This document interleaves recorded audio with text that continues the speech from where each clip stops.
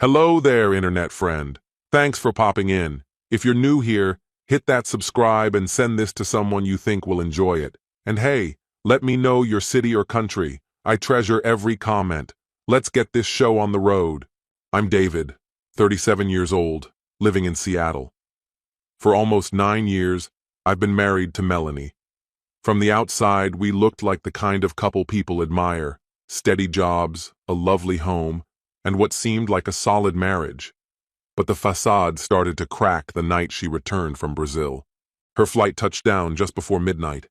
I stood at the arrivals gate, holding a bouquet, scanning the crowd. When she finally appeared, suitcase rolling behind her, she didn't even look up. I stepped forward, arms ready to embrace her. She veered around me like I was a piece of furniture in her way. "Melanie," I murmured, reaching for her. "I'm tired," she muttered, slipping past without slowing down, heading straight for the exit. We didn't speak during the drive. A heavy silence filled the car. She carried the scent of something unfamiliar, bold, musky, and undeniably masculine. Nothing like the soft floral notes she usually wore. Once we got home, she marched upstairs and locked herself in the bathroom. I sat on the bed, the flowers still in my lap, listening as water pounded down endlessly from the shower. She emerged almost an hour later, hair damp, makeup gone, eyes blank. Without saying a word, she slipped beneath the covers. I lay next to her, staring into the dark. Normally, after her trips, she'd snuggle into me, whisper about her flights, ask about my day. That night, she faced the wall. Things got worse. She recoiled when I touched her, skipped our usual Saturday cafe breakfasts, and brushed off evenings together with vague remarks about jet lag. One night I tried to take her hand during a movie, and she gently pulled away. "Too tired," she said, eyes fixed on the screen. Days turned into weeks. Then a month passed with no intimacy, no conversations beyond logistics. It felt like I was living with a polite stranger renting my guest room. The woman I had shared nearly a decade with had become distant, unreachable. I told myself she was adjusting, that maybe the trip had left her drained. But deep down, I already understood. This wasn't exhaustion. Something inside her had shifted, and whatever had changed began in Brazil. In the silence that followed her return, I replayed the lead-up to her departure. From the start, her story didn't sit right. She said it was a wellness retreat, just her and an old college friend. Yoga, nature, time to unwind. But her suitcase told a different story. Silky dresses, stilettos, a brand new perfume. Not exactly retreat wear. I remember joking, "Little fancy for a meditation mat, don't you think?" She gave me a strained smile, the kind that dodges suspicion, and said they might grab dinner out once or twice. While she was gone, the cracks widened. One evening, she called me over FaceTime from what she claimed was the balcony of her room. She said she missed me, but behind her, I heard laughter, clinking glasses, a guitar strumming. It sounded like a restaurant, not a retreat. Another night, we video chatted again. She kept the camera oddly close, barely revealing the space behind her. At one point, she leaned back slightly, and I spotted 2 champagne flutes on the table. "Celebrating?" I asked. She froze for a second. "Megan ordered room service," she said, too casually. "Just sparkling water." But something inside me tightened. I didn't believe her. The biggest warning sign had come even before the trip. A few days before she left, I was digging through her purse for the car keys and came across a hotel card tucked between receipts. It was for a luxury resort in Rio, popular with honeymooners and executives, the kind of place where people go to impress, not to meditate. On the back, someone had written a room number, 718, not in her handwriting. I didn't confront her. I buried the suspicion, hoping it meant nothing. But when she returned and treated me like a shadow in my own home, that card began to haunt me. Her calls while abroad, her vague answers, the strange energy she carried, it all pointed to the truth I refused to name. The distance between us wasn't just emotional. It was intentional, deliberate. For 30 days, Melanie denied me every form of closeness we once shared. No kisses, no conversations, not even a passing glance of warmth. At night, she stayed curled away from me, and sometimes I'd wake to find her already dressed, murmuring something about work deadlines as she disappeared out the door. By the close of the second week, I stopped making an effort. What had started as frustration slowly shifted into something more subdued, emotional distance, perhaps. I no longer responded. I simply observed. If she wanted to treat our home like a hotel, I adjusted and treated her like a passing guest. Then, without warning, she altered her behavior. One night, just as I was shutting down my laptop, she quietly settled next to me on the couch. Resting her head gently on my shoulder, she spoke in a calm, carefully measured voice. "David," she said softly, "I think I'm finally ready." "Ready for what?" I asked, keeping my tone neutral, even as unease tightened in my gut. "I want us to have a baby," she answered, looking up at me with that delicate smile, her eyes wide and gentle, so unlike the cold, distant person she'd become over the last several weeks. Her words hit harder than any argument could have. After all the silence and disconnection, this sudden urge to start a family didn't sit right. Rather than joy, what I felt was suspicion.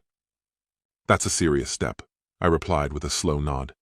"I know," she responded quickly, "but I think it's time. We've waited long enough." I didn't say anything. Instead, I studied her closely, every blink, every pause in her tone, each emotion she tried to wear like second skin. That night, while she slept soundly beside me, I lay awake staring at the ceiling. I kept thinking about that hotel keycard I'd once glimpsed, the unfamiliar scent of champagne, the emotional distance she'd cloaked herself in. And now, just like that, she wanted to become a mother. It didn't feel genuine. It felt like strategy, a distraction designed to keep me from asking the questions that mattered. I realized then that if I didn't act soon, I might end up trapped in a life built on lies. The following morning, as we sat in the kitchen, my gaze drifted to her purse hanging off the back of her chair. For weeks I'd held back, but something about her sudden affection had pushed me over the edge. If she was hiding something, I needed to know. I reached into the bag slowly, committing its contents to memory so I could return everything untouched. The same hotel keycard was there, but now, tucked behind it, was a detailed receipt. Room 718, Champagne, a seafood tower. Room service logged at 1:30 a.m. 2 entrees, 2 desserts. As I read through the list, a weight settled heavily in my chest.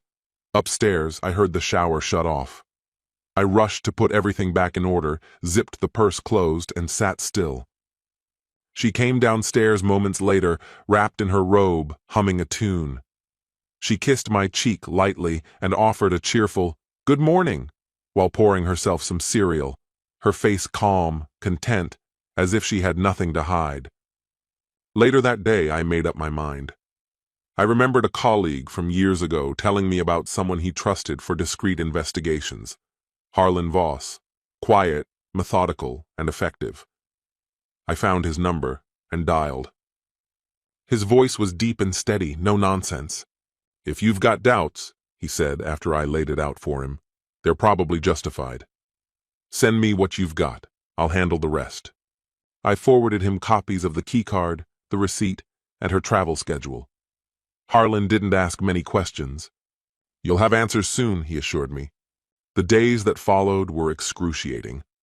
Melanie became more affectionate than I'd seen her in years, cooking elaborate dinners, floating baby names, leaving sweet notes on my keyboard. But every gesture felt staged, like she was performing a role for an empty audience. I played along. I smiled, responded, gave her the illusion that nothing had changed. But internally, I was preparing myself. 3 days later, Harlan called. "6th Avenue Diner, noon. Don't be late." He didn't sound uncertain, just firm. I showed up early and claimed a booth, my stomach tense and heavy. Right on time, Harlan arrived, a thick leather folder in hand. He slid into the seat across from me and pushed the folder forward. "It's all there," he said plainly. I opened it. The photographs spilled across the table. There she was, Melanie, walking hand in hand with a man along Copacabana Beach, sunlight glowing behind them. Another photo captured them laughing at a cafe, her body tilted toward his, her head nestled against his shoulder. In one, they were kissing openly in public, without a hint of caution. But the picture that crushed me was the one of them entering a hotel. The signage beside the door erased any doubt. Room 718. "Who is he?" I asked quietly, though a part of me already knew it didn't matter. "Leonardo Silva," Harlan said. "Consultant. Met your wife at a conference last year. They've kept in touch, and from the looks of it, it was never about business. She hadn't traveled there for clarity or solitude. She went for him." I stared at the photographs strewn across the table, my hand planted firmly on the surface, as if pressure alone could hold back the rage tightening in my chest. "She didn't even try to hide it," Harlan muttered beside me. "Careless as hell." I silently gathered the photos, aligning the edges before sliding them back into the folder and closing it with care. That night, when I returned to the house, Melanie had transformed the space. Candles flickered softly along the shelves, and mellow jazz drifted through the room like a scripted mood. She welcomed me with a glowing smile. "I thought we could enjoy a quiet evening, just the two of us," she said, her tone airy and sweet. I smiled back, slipping the folder into my briefcase while her attention was elsewhere. "That sounds perfect," I said. She remained blissfully unaware. 2 evenings later, she came home practically bursting with excitement. Her face was lit up, color in her cheeks, her energy bubbling over. Dropping her purse by the door, she crossed the room and wrapped her fingers around mine. "David," she gasped, "I have the most incredible news." I met her eyes, forcing a slow nod. "Go ahead." Her voice trembled. "We're going to have a baby." She paused there, clearly waiting for my reaction, eyes glassy with emotion. The whole world seemed to tilt for a second. In my mind, the images returned. Photos, credit card bills, hotel bookings, each one a silent scream. I drew a shallow breath and managed a slight smile. "That's quite something." Her grip tightened. Her smile widened. "Isn't it amazing?" "It's what we've always wanted. I knew you'd be over the moon." I leaned forward and placed a kiss on her cheek. "I'm happy you're happy," I murmured. But inside I felt hollow, frozen. Later, lying beside her in bed, I stared upward, my thoughts buzzing, while her breathing deepened into sleep. She nestled closer, convinced she had secured her future. But I knew better. That folder in my drawer told the real story. And now she was claiming the baby was mine? That wasn't coincidence, it was calculation. In the darkness, my voice barely audible even to myself, I whispered, "You think this is the end, but you have no idea what's coming." That night changed everything. My anger no longer felt like a storm. It sharpened into something clean, clear. This wouldn't be a screaming match or a private meltdown. She wouldn't get to control the story. No, this had to be deliberate, public, final. In the days that followed, I set my plan in motion. I contacted members of both our families. I called several of her closest friends and even reached out to a couple of colleagues she deeply respected. I told them Melanie and I had something special to announce and invited them to dinner at our home. 25 guests confirmed. When I told her, her eyes lit up. She believed it was her fantasy coming true, that I was finally ready to celebrate her miracle. She threw herself into the preparations with childlike enthusiasm, planning the dishes, selecting flower arrangements, picking out a new dress. One afternoon she spun in front of the mirror, the fabric of her gown flowing with her motion.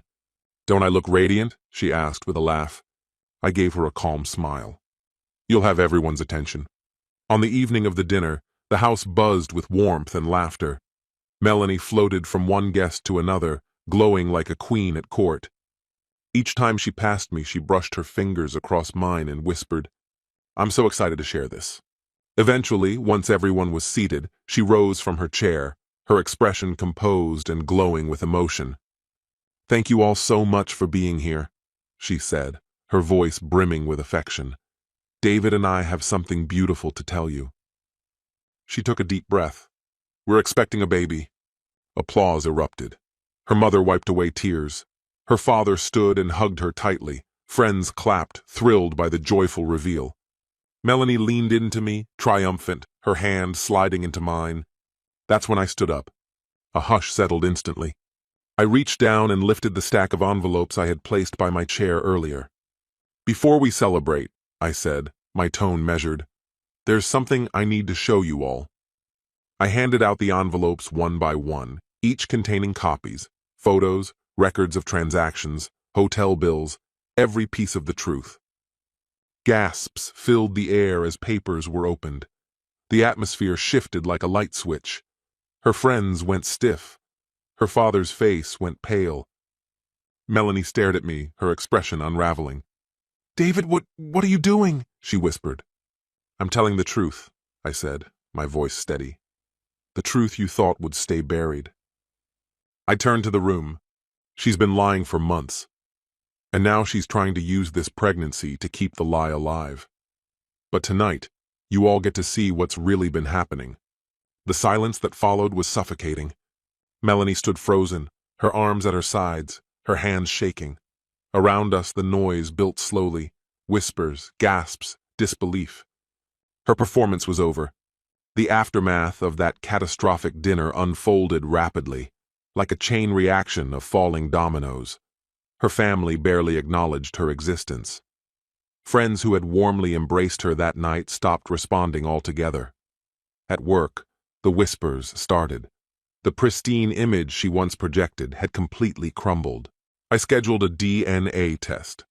When the results arrived, they only confirmed what the signs had already made painfully clear. The child wasn't mine. I didn't yell. I didn't need to. When I placed the report on the table between us, the silence said more than any outburst ever could. She sat across from me, clutching the page in trembling hands. Her voice was barely audible. "So, what happens now?" I held her gaze, calm and unwavering. "It's finished. You'll receive exactly what the law provides. Nothing more." She reached out, her hand hesitant, her voice breaking. "David, I made a horrible mistake. We can still fix this." Before her fingers touched mine, I withdrew. "You made your choice the day you flew to Brazil." Leonardo, the man she'd gambled everything for, vanished as swiftly as he'd appeared. The illusion she'd chased disintegrated, leaving her to face the aftermath alone. Her public standing was destroyed, and now she had to raise a child without me by her side. The divorce was swift, with no drawn-out battles. I kept the house, secured my financial footing, and above all, preserved my dignity. She walked away with only what she was legally entitled to, stripped of the polished image she had spent years curating. In the weeks that followed, life returned to a steady pace. I immersed myself in work, ran along the harbor in the early mornings, and spent evenings in the company of people who valued honesty. Little by little, the weight that had pressed down on me began to ease. One evening, as twilight painted the sky and I sat alone on the porch, my thoughts drifted back to the night she returned from Brazil. How she'd brushed past me in silence, locked herself in the bathroom, and stayed emotionally detached for weeks. That was the moment I should have listened to my gut. A faint smile touched my face, not out of joy, but from a sense of resolution. Betrayal leaves deep marks, but truth always finds its way to the surface, and when it does, it brings release.